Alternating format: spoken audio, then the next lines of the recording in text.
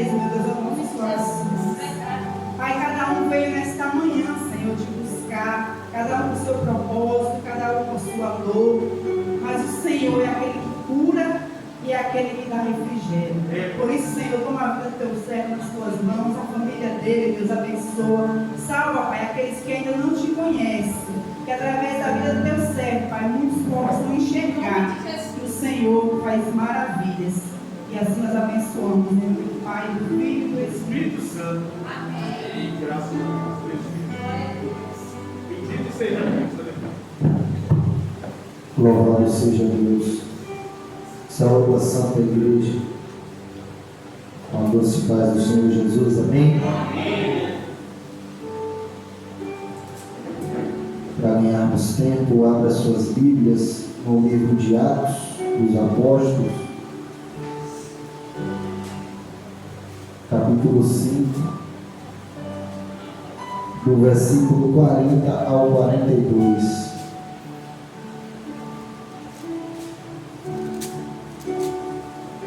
Quem tem Bíblia, ajude quem não tem Bíblia, para lermos juntos.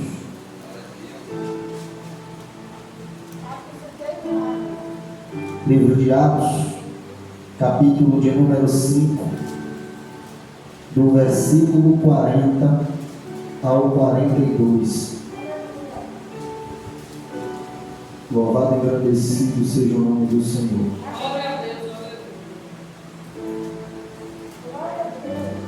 Todos acharam?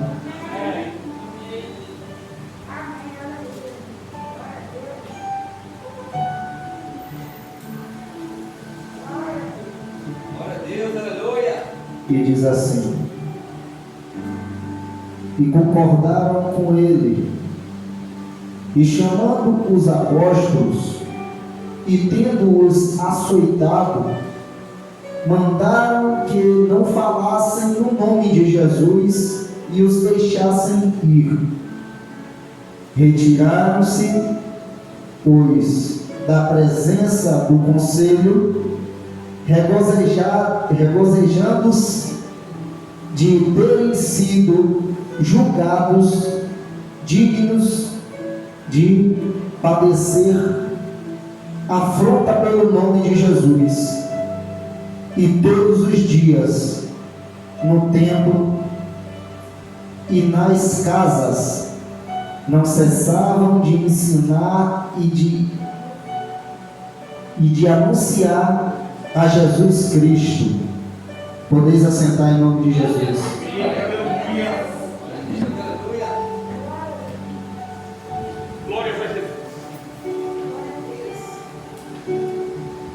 Hoje mais um culto de missão. E quando se passaram, e hoje estamos aqui de pé para glorificar o nome do Senhor, para contar as suas maravilhas sobre nossas vidas e falar mais um pouquinho do que temos aprendido acerca da missão de Jesus Cristo. Eu acabo de ler aqui uma história, o qual os discípulos passaram por uma situação no qual não estamos tão distantes de acontecer. A Bíblia diz que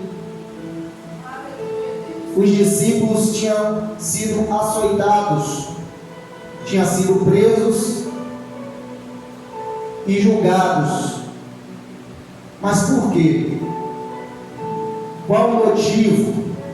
Qual a razão? Pregar o Evangelho. Quantas vezes não falamos com tanta alegria que temos a liberdade de pregar sem ser perseguido? Porém, parece que cada dia que passa, nós estamos perdendo isso. Parece que esse privilégio está indo aos pouquinhos indo embora. E talvez, quem sabe, daqui a 20, 30 anos, não sabendo nós como será o futuro aqui na terra, quem sabe se não iremos estar escondidos e pregando silenciosamente para não ser preso como era naqueles tempos. Porque nós sabemos que, assim como a Bíblia nos diz que o mundo jaz do maligno, nós também temos a certeza que Ele está preparando o mundo para o próprio reino dele. E se nós estamos aqui de passagem, como foi dito, é visto que tudo isso vai nos incomodar e não nos agradar. Porque Jesus, Ele diz que veio, porém Ele veio com a espada na mão. O Senhor, quando Ele veio, Ele não disse que veio trazer a paz, mas sim a guerra. Meu Deus. Mas que tipo de guerra é essa que Jesus está dizendo que veio trazer? É porque a sua palavra não condiz com o que o mundo diz. O querer do Senhor é diferente do querer do mundo. É verdade. A Aleluia. vontade de Deus não é a mesma vontade de Satanás. Então, se o mundo jaz do maligno, a palavra do Senhor, ela vem para contradizer, para bater de contra com o que estão ensinando lá fora. Meu Deus. Então nós sabemos que chegará tempos em que a nossa palavra vai servir para eles como afronta. Não vai descer mais como a palavra de Deus que ia quebrando os corações, mas vai vir como afronta para eles. E haverá tempos que eles vão se levantar sem piedade. Meu Deus. E não vão mais precisar esconder que não gosta do Evangelho de Cristo. Nós vemos que dias vai passando, meses e anos, e sempre vai surgindo uma maneira nova de tentar parar o Evangelho, de tentar calar a igreja.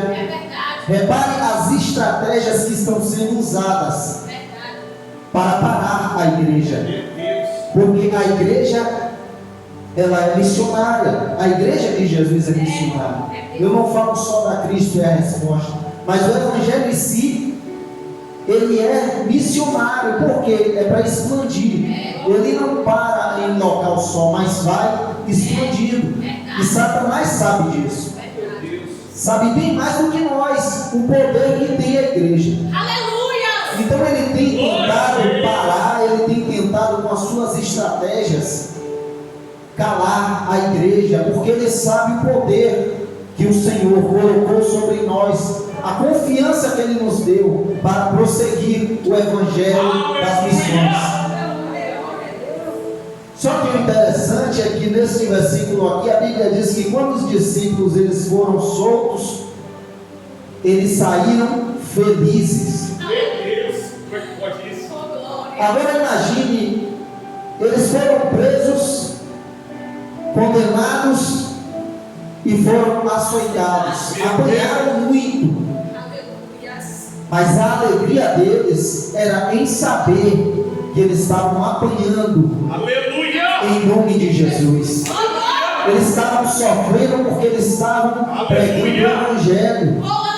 E eles entendiam isso, por quê? Porque a Bíblia diz que bem-aventurados são os perseguidos pela palavra do Senhor em amor a Cristo.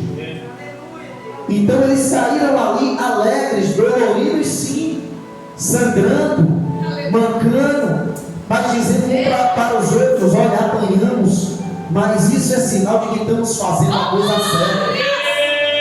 Estamos sendo perseguidos, mas é sinal que estamos no caminho certo. Aleluia.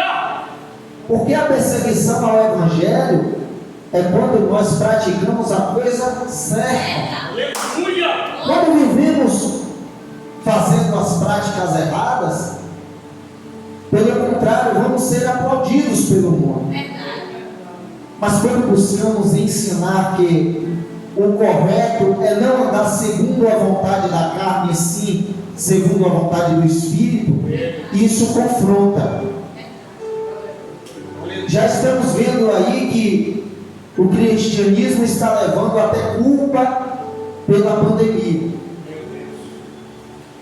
Aí eu lhe pergunto, quantas vezes o mundo em si viveu sobre pragas? Diversas vezes. Mas qual era o motivo dessas pragas, dessas doenças, das catástrofes? Toda vez que Deus permitia algo do tipo, era porque o povo tinha se afastado de Deus, tinham escolhido a idolatria, a bebida, a prostituição. Então, quando o povo se afastava, Deus permitia que algo de ruim acontecesse. Só que hoje esqueceram disso. Aí tem culpa para tudo que é lado. Colocam a culpa nos chineses. Aí eu lhe pergunto, quem é os chineses para conseguir sacudir uma nação? Eita, meu Deus! Será que eles têm esse poder? Não tem. E esquece da palavra. Peca contra o Senhor, brincam com o Espírito Santo, blasfemam o tempo todo. Se você entrar no YouTube, o que não falta é piada com a igreja. Se você liga a televisão, o que não falta é abominações de homossexualismo, mulheres com mulheres, palavrões, pessoas pegando personagens dizendo que é Jesus e dizendo que ele é gay. No carnaval do Rio de Janeiro, há quase 2 anos atrás, eles arrastavam um homem dizendo eles que era Jesus, e o que arrastava era Satanás, como se Satanás tivesse vencido Jesus. Aí, quando a onda da catástrofe vem sobre a terra, eles vêm cheios de ideias, eles vêm cheios de soluções. Eita, meu Deus! Sabem quem fez e sabem como acabar. E o pior é que o tempo passa e nada muda. Por quê? Porque quem fez isso foi Deus. É a vontade dele. E esquecemos do que fazemos contra a sua vontade. E temos que entender que Deus também cansa de tanto perdoar. E isso é Bíblia. A Bíblia diz que Eli, sumo sacerdote, tinha 2 filhos, Ofni e Finéias. E eles vieram ao mundo para também tomar o posto de sacerdote de Deus. Só que eles pecaram tanto contra Deus que chegou um tempo em que Deus disse que os queria morto, porque para ele já não dava mais. E às vezes pensamos que Deus ele não mata, às vezes pensamos que Deus ele não tem um limite na paciência. Ele tem. Deus é amor, mas também é justiça. E chega um tempo que ele corta o mal pela raiz. Ah, Deus não vai fazer isso comigo, Deus vai sempre me perdoar. Não. Chega um momento que a brincadeira passa no limite. E brincar com Deus, brincar com o Espírito Santo causa danos terríveis. A Bíblia diz que no tempo dos discípulos, Ananias, ele tentou enganar o Espírito Santo. Por quê? Porque naquele tempo todos viviam igualmente. Se eu tenho uma terra, eu vendia, e o líder da igreja, ele distribuía um pouco para cada. Não existia rico, pobre, quem come mais, come menos, todos. O evangelho naquele tempo da igreja primitiva era assim. E Ananias deu sua palavra dizendo que venderia o seu terreno para doar, para viver junto com os irmãos. Só que a Bíblia diz que quando ele vende e percebe que o valor era além do que ele imaginava, ele cria olho, tira uma parte, junta com a sua esposa e diz: vamos dizer que deu tanto. Eita, meu Deus! E aí ele chega para o pastor Pedro e diz: vamos supor que o terreno deu 100 mil. Ele chega para o pastor Pedro e diz: está aqui 50 mil, foi o que deu no terreno. Só que o Espírito Santo já tinha dito a Pedro que ele estava mentindo. E Pedro disse a ele: Ananias, Porque deixou Satanás encher o teu coração. Vendendo ou não seria teu? Deus está tomando o que de você? Foi Ananias que disse que ia dar, ninguém pediu. Mas quando ele viu que era além da conta, ele aí se corrompeu e preferiu mentir. Quando mentiu contra o Espírito Santo, caiu na mesma hora morto. E assim foi com a sua mulher. Por quê? Porque às vezes pecamos e entendemos que Deus vai sempre estar perdoando o nosso pecado. Só que há pecado que é para a morte. E o Evangelho de Jesus Cristo, ele tem nos ensinado que a missão nos últimos dias tem sido prioridade. Não só o arrecadar alimentos, mas também com as almas. Porque muitas estão padecendo aí fora por causa da falta de conhecimento. E às vezes, infelizmente, essas pessoas que não têm conhecimento ouvem qualquer coisa e vivem qualquer coisa. É verdade. Às vezes se deixam levar porque não conhecem. Não tem ninguém para dar as instruções.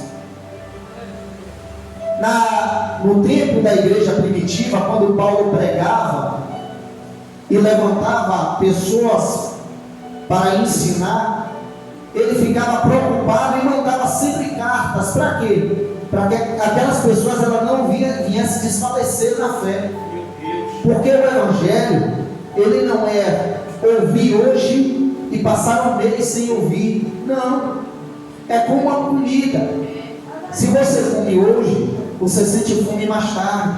Você vai sentir fome amanhã. Você vai sentir fome depois da manhã. Então você tem que sempre estar se alimentando. Quando não é lendo, é ouvindo louvor, é falando de Jesus, para ir se alimentando. E Paulo, ele mesmo distante, ele sempre mandava cartas, dizendo: irmãos, sejam firmes, continue perseverando. Às vezes Paulo estava preso, mas dizia: estou preso por amor de Cristo, e mesmo assim não vou desistir. Aleluia! Eu aprendi a viver na abundância, também aprendi a viver na pobreza. Glória a Deus! E começava a dar o seu testemunho para quê? Para que os irmãos não viessem desfalecer da sua fé. Ei, meu Deus! Porque é luta. O Evangelho é luta. Glória a Deus! Como vimos agora a nossa irmã, ela vindo à igreja, foi atacada pelo cachorro. Eu vou dizer a ela que vai acabar as lutas? Não. Infelizmente, quando aceitamos Jesus, as lutas vêm. Mas a Bíblia nos prova que as lutas são para nos fortalecer, para nos ensinar. Porque a nossa maior alegria não será aqui na terra. Isso aqui é passageiro. Amanhã podemos não estar aqui mais, mas já estaremos regozijando do que Jesus nos prometeu. A Bíblia nos mostra também no mesmo livro de Atos, capítulo 14, no versículo 21, diz assim: e tendo anunciado o Evangelho naquela cidade e feito muitos discípulos, voltaram para Listra, Icônia e Antioquia, confirmando o ânimo dos discípulos, exortando-os a permanecer na fé, pois que por muitas tribulações não importa entrar no reino de Deus. É através das tribulações que vamos entrar no reino de Deus. Não é através das alegrias. O Senhor nos dá alegrias, é lógico, porque se vivêssemos só em tristeza, uma hora iríamos desfalecer, certo? Mas o Senhor conhece o nosso coração e às vezes Ele quer nos alegrar, sim. Ele entende não que merecemos, mas que está na hora para Ele de nos alegrar e nos alegra. Nos dá uma bênção, nos promove um emprego, usa alguém para lhe dar uma palavra de conforto, coloca alguém, um amigo ao seu lado, para nos alegrar. Aleluia! Mas não significa que é as bênçãos que vai nos levar para a glória. Não é as bênçãos, as maravilhas de Deus que vai abrir as portas do céu para nós. Não, mas sim os momentos difíceis. É as lutas. E repare que nesse outro trecho, um exortava o outro dizendo: vamos continuar na fé, porque é nas lutas que vamos para a glória. Aleluia! É nas atribulações que vamos vencer.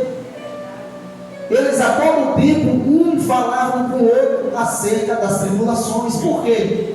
Porque eles não se iludiam. As alegrias quando vinham, eles se alegravam, mas nunca se esquecia que era nas lutas que eles iriam obter a verdadeira vitória, que é na glória. Aleluia! Em 2 Coríntios, capítulo 1, versículo 8, diz assim: porque não queremos, irmãos, que ignoreis a tribulação que nos observe, que nos sobreveio na Ásia, pois que fomos sobremaneira agravados mais do que podíamos suportar, de modo tal que até da vida desesperamos, que de modo tal até da vida desesperamos. Os discípulos estão dizendo aqui que eles passavam por tribulações tão grandes que às vezes pensavam até que iriam morrer. Eles ficavam desesperados, mas continua dizendo que é na tribulação que ele iria vir a vitória. Aleluia! Para obter a vitória era necessário passar pela tribulação. Em todo momento, eles uns falando com os outros que era necessário passar pelas lutas. Aleluia! E às vezes nos deparamos sozinhos e até perguntamos: Senhor, por que tanta luta? Por que tanta aflição? Por que essa onda ruim vem sobre mim? E o Senhor, Ele ali está apenas nos lapidando, É verdade. nos ensinando, É verdade. nos mostrando que mesmo na luta Ele está conosco.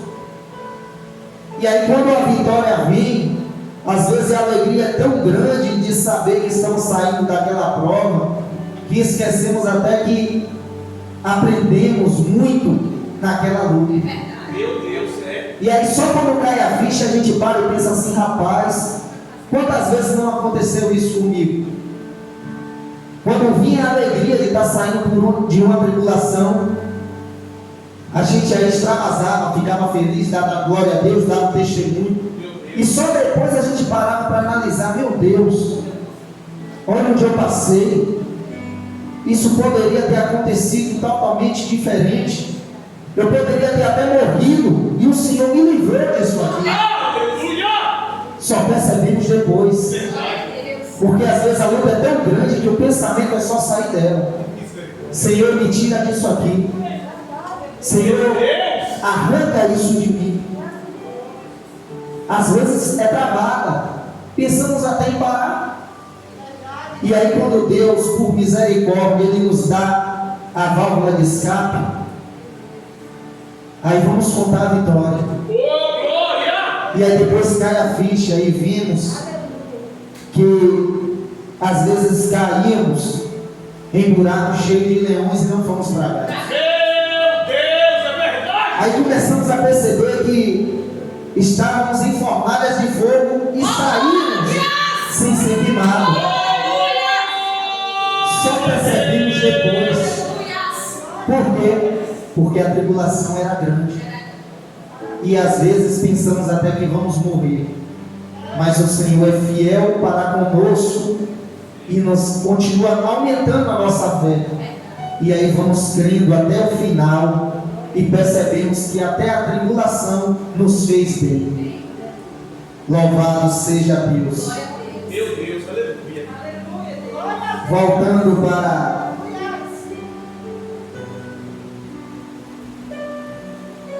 Segunda Coríntios, perdão, é depois um pouquinho, Filipenses, Bendito seja o nome do Senhor. capítulo 4, versículo 11 até o 13, vou ler para ganharmos tempo. Não digo isto como por necessidade, porque já aprendi a contentar-me com o que tenho. Isto é Paulo falando. Sei estar abatido e sei também ter abundância em toda a maneira e em todas as coisas. Estou instruído tanto a ter fartura como a ter fome, tanto a ter abundância como a padecer necessidade. Posso todas as coisas naquele que me fortalece. Glória a Deus. Às vezes lemos esse final, posso todas as coisas naquele que me fortalece, mas não pegamos todo o contexto. Olha o que Paulo está dizendo, ele aprendeu a viver até na dificuldade. Às vezes Paulo chegava em casa, olhava para o armário, não tinha nada para comer. Às vezes era só um pouquinho de farinha, olhava assim, dava risada e dizia: oh glória a Deus, isso aí não vai me abater não. Às vezes ia pregar, o povo expulsava ele, querendo bater, matar, ele saía e dizia: obrigado Jesus. Eu sei pregar em lugares que o povo me aceita, mas também sei pregar em lugares que o povo não quer me ver nem pintado de ouro. E Paulo começa a nos ensinar que devemos também aprender. Não é dizer que vamos gostar do que estamos vendo, não. Mas é saber que não vai ser só de vitória, mas também de luta. E temos que aprender a viver em meio às lutas. Não é que vamos aceitar o que está acontecendo, mas é aprender a viver. Para quê? Para não nos decepcionar. Porque quando nos decepcionamos, aí pode até abalar a nossa fé. Mas quando nos acostumamos a viver mediante as lutas, quando ela vem, estamos preparados. Oh, meu Deus! Podemos até sentir, mas já estamos firmes e conscientes do que devemos fazer. E olhamos para ela com outro olhar. Quando não estamos preparados, ela vem e nós ficamos com medo. Por quê? Porque sabemos que ela pode até nos derrubar. Mas quando estamos preparados, vamos para cima dela. A luta bate na porta, a gente abre e expulsamos ela. Por quê? Já estávamos preparados para quando ela viesse. E como é que vamos estar preparados para quando a luta vier? É vivendo em comunhão com Cristo. E o Espírito Santo sempre vai estar ali preparando. Porque quem preparava Paulo era o Espírito. É por isso que ele fala: eu estou instruído. Por quê? Pelo Espírito. O Espírito o instruía. Paulo, você está pregando hoje para uma multidão que aceitou. 5.000 pessoas aceitaram a Cristo. Mas se prepara que você vai entrar em lugares que você vai ser preso, você vai ser espancado. E aquilo Paulo ia absorvendo e pedindo misericórdia. Quando acontecia, ele já estava preparado. E a sua fé só fazia aumentar. Por quê? Porque testificava o que o Espírito tinha instruído a Paulo. No versículo 14 do mesmo capítulo 4, ele diz assim: todavia fizeste bem em tomar parte da minha aflição. E bem sabeis também vós, ó Filipenses, que no princípio do Evangelho, quando parti da Macedônia, nenhuma igreja comunicou comigo com respeito e a dar a receber, senão vós somente. Sabe o que Paulo está dizendo? Eu vou trazer um pouquinho para trás, para entendermos. Paulo era o mesmo que era chamado Saulo. Quem era Saulo? O que perseguia os que serviam a Cristo. Ele era tão temido pelos evangélicos, porque ele conseguia pegar muitos, e quando não matava, ele fazia com que eles negassem a Jesus. Só que em um caminho, o qual ele ia com os melhores soldados de Roma para pegar a Pedro e os demais, Jesus aparece na frente dele com a luz do sol, o cega, e ali ele passa a servir a Jesus. Quando ele estava cego, o Senhor manda que Ananias fosse até ele, desse a paz do Senhor, colocasse a mão nos olhos e orasse, porque as escamas cairiam. Assim que ele volta a enxergar, ele começa ali a fugir dos próprios soldados que ele levaram para ir atrás de Pedro. Meu Deus. E ali ele já vira um próprio servo do Senhor. Glória a Deus, aleluia. Só que aqui ele começa a narrar que, para a igreja de Filipenses, ele começa a dar um testemunho. Creio eu que talvez a igreja estava meio balanceada por causa das perseguições, e ele diz: eu queria dizer algo a vocês, Filipenses. No início da minha caminhada no Evangelho, nenhuma igreja veio até a mim com respeito ou de receber. O que é que ele está dizendo? Pela própria igreja. No início da minha caminhada, eu fui excluído, eu fui escorraçado. Por quê? Porque o povo ainda tinha medo, não acreditava na convenção de Paulo. Então, ele teve que aprender já do início a conviver em meio à separação. Colocaram ele de lado. O culto estava rolando, quando Paulo chegava, Pedro dava a bênção apostólica e acabava o culto na hora. Todo mundo ia para casa. E ele se sentia só. E o que serviu para Paulo de testemunho agora, para ele falar para os filipenses? Porque lá na frente ele também diz que entendeu o motivo pelo fato de quem ele era, mas que aquilo serviu de exemplo, mesmo sendo humilhado, mesmo sendo escorraçado pela própria igreja do tempo, a igreja primitiva. Ele entendeu que aquilo serviu de lição para ele. Aleluia! E quando ele ia fazer missões, ele ensinava. E quando alguém falava com ele que tinha passado em meio à família, em meio aos amigos, ele dizia: olha, não se preocupa com isso não, porque eu também já passei por isso. O início da minha caminhada não foi fácil, assim como não é agora. Às vezes conhecemos a Jesus, entramos em congregações como essa e somos acolhidos, somos abraçados pelos pastores. Mas Paulo foi diferente. Paulo ele tinha tudo para desistir, porque o início não é fácil. Nós estamos começando a conhecer Jesus. E imagine uma congregação assim, quando você aceita, ela dá as costas para você. Foi assim com Paulo. E ele tinha tudo para desistir, e mesmo assim ele perseverou. Tanto é que no início de Atos você vai ver Paulo fazer o quê? Indo pregar nas praças. Paulo é tido como apóstolo não pela unção humana, mas chamado pelo próprio Jesus. Então ele fazia a missão, fazia a vontade de Deus, mesmo sem ter a vantagem dos irmãos estar ao seu lado. E hoje somos uma igreja que somos unidas, uns ajudando os outros. Isso é um papel de uma igreja unida, porque se não fôssemos, era cada um por si. Mas não, estamos aqui, mesmo em meio a toda essa tribulação que está passando.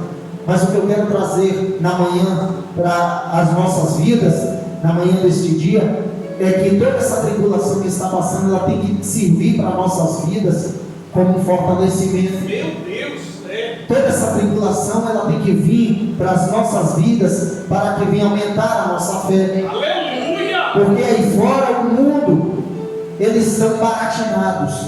Eles não sabem nem o que tem a dizer, mas nós sabemos. Nós sabemos que o Senhor, no momento em que começamos a nos afastar dele, Ele sempre vai dar sinais para que todos voltem a entender que só há um Deus. Aleluia! Não adianta a gente clamar para o Deus errado, porque Deus só há um. E nós sabemos que o mundo aí fora está cheio de deuses, está cheio de santos.